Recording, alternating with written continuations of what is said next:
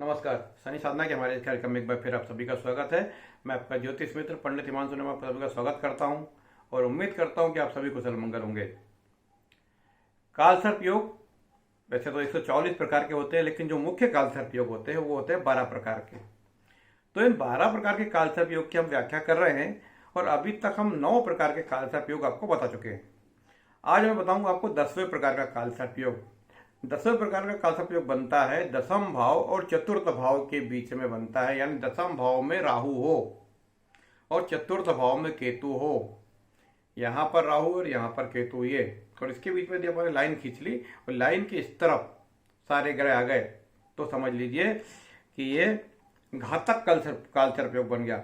इसका नाम है घातक कालसर्प योग। इसमें क्या बैड परिणाम मिलेंगे?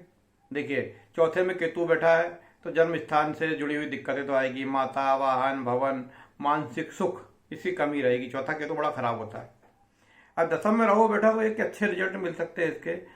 पहली बात तो यदि खराब रिजल्ट मिलेंगे तो आपका मतलब कामकाज बिगड़ा रहेगा, कुछ समझ में नहीं आएगा, काम धंधे में दिक्कत आना शुरू हो जाएगी, मान सम्मान की हानि हो जाएगी, पिता का सुख नहीं रहेगा या पिता से ट्यूनिंग नहीं बनेगी। दसम का राहु।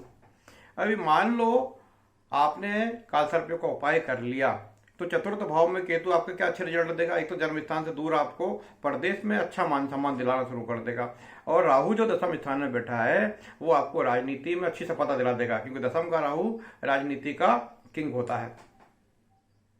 बस यह है कि दसम में यदि राहु महाराज बैठे हैं तो कुंडली में शनि ग्रह मजबूत होना चाहिए, यानी आपका शनि ग्रह अच्छा, आपके कर्म अच्छे हैं तो दसम भाव को कोई भी ग्रह आपको बढ़िया परिणाम देगा। तो घातक कालसर्प योग के लिए यदि कुंडली में बना है तो इसके लिए आपको पितृदोष की पूजा करना चाहिए। देखिए, जब पितृदोष आता है वो पेरेंटल होता है आपके फादर से, क्योंकि फादर का यदि आपने संपत्ति ली है तो फादर का कर्ज भी आपको लेना पड़ेगा। आपकी बॉडी में अपने पिता का खून बह रहा है, माता पिता का जो वंश चला आ रहा है, जो डीएनए है आपके दादा परदादा इसमें चला आ रहा है। तो जब दादा परदादा का जो डीएनए है उसमें यदि कोई चीज मिस्टेक है, यदि कोई प्रॉब्लम है तो वो भी आपके अंदर आएगी। तो एक्चुअल में क्या होता है, हम वही भोगते हैं कि हमारा जो कर्ज है हमारे ऊपर, हम उसको चुकाना है।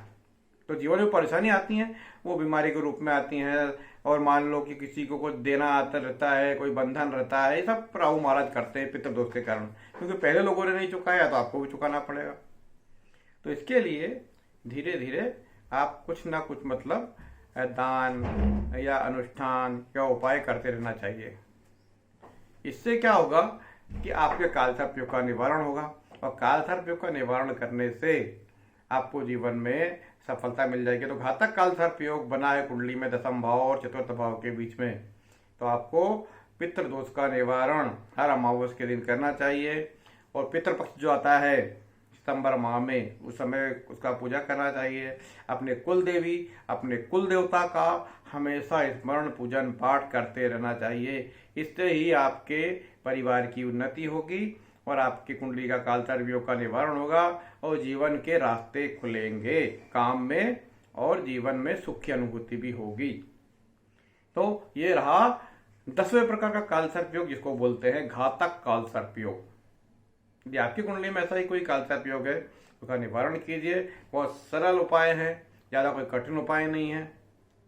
आपको पिंडदान करना है, आपको पितरों को श्रद्धा के पूर्वक नमन करना है, अपने कुल देवी देवता को नमस्कार करना है, क्योंकि देखिए भगवान और जो पितर होते हैं उनको कुछ नहीं चाहिए।